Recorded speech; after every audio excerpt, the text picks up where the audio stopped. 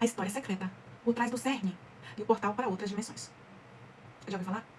Gente, o CERN é bem mais do que um laboratório de física, tá? Ele é, talvez, um dos pontos mais intrigantes da Terra, quando o assunto é manipular a própria realidade.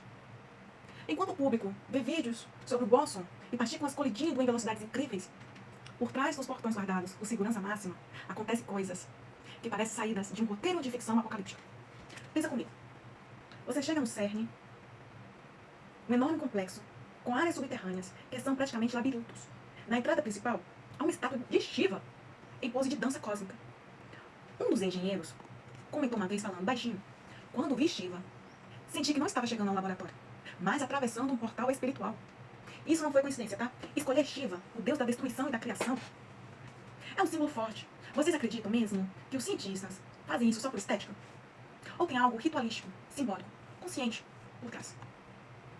Os cientistas falam com reservas. Os aceleradores do CERN têm um potencial para criar micros buracos negros, ainda que por frações de segundo. Mas quem já leu sobre buracos negros sabe que sequer sabemos o que acontece dentro deles, tá?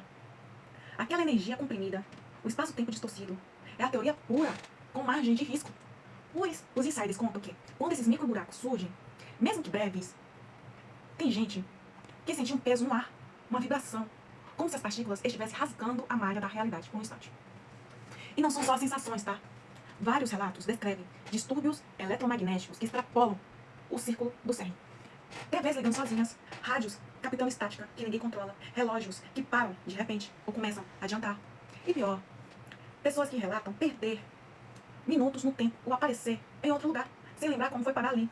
A ciência bem que tenta explicar como interferências eletromagnéticas podem causar alucinações de tempo, mas não explica tudo.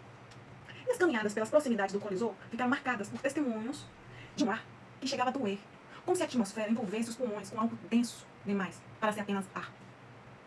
Esses episódios do céu alaranjado que aconteceu na Suíça, por exemplo, com ruídos estranhos, foi catalogado como uma anomalia luminosa nas notas internas, sabe de quem? Do laboratório. Nunca publicado oficialmente. Mas quem estava lá descreve um momento em que o Sol parecia ter ganhado uma segunda cor, vibrando e o ar metálico. O tipo de sensação que te faz perguntar se o chão vai continuar firme. Vamos falar de ritualístico? Você já viu aquele vídeo da brincadeira interna, no qual pessoas de jaleco ajoelham-se em círculo diante de Shiva, com capuzes e alguém empunhando uma adaga?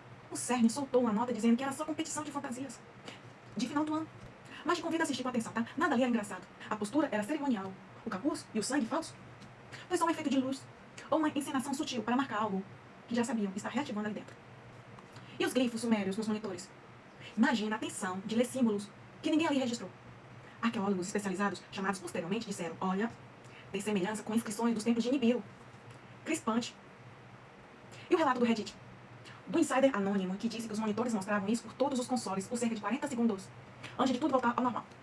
O mais assustador: ele disse que foi instruído a apagar imagens, arquivos e que o sistema de backup estava inacessível por 33 minutos. Grave esse número.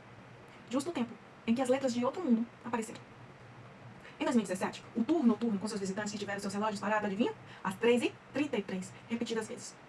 Diante de uma porta subterrânea que não consta nos mapas. Que porta era essa? Para onde ela levava? O guia interrompeu a explicação e levou as pessoas para uma sala diferente, desviando o grupo. Quando elas perguntaram ao final, disseram: aquilo era a área restrita, um motivo de segurança.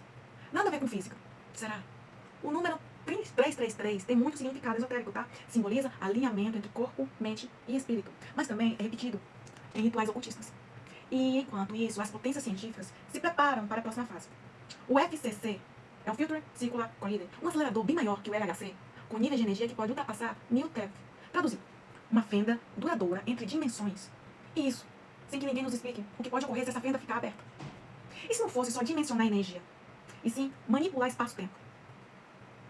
Se o próprio CERN está avançando pensando, e se isso nos der controle sobre realidades alternativas? A ideia começou com o Bóson, mas evoluiu. Tornar real o que era teoria, aqui aberto, como daqui a 10 anos vamos lidar com essa forma de abrir energias invisíveis. E se formos nós mesmos o experimento e não apenas espectadores?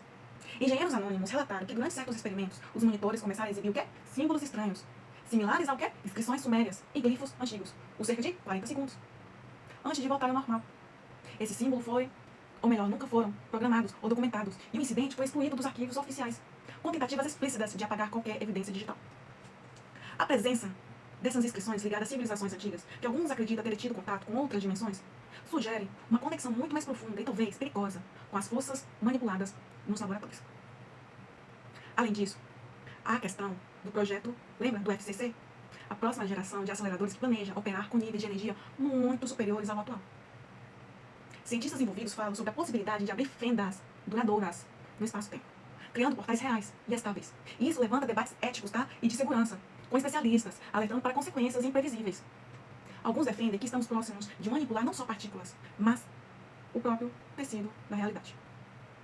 Nos corredores, murmúrios e relatos internos falam de presenças sombrias, sombras e figuras humanoides que se manifestariam em horários incomuns, tá? Em área restrita do céu. Muitos dos profissionais envolvidos com experimentos guardam silêncio absoluto sobre essas experiências, por medo ou descrença do público em geral.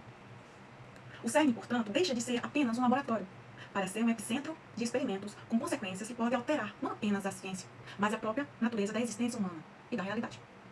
A questão é, estamos realmente prontos para isso? Será que as respostas que buscamos estão nas profundezas desses portais que eles tentam abrir? Ou será que estamos abrindo algo que não conseguiremos fechar?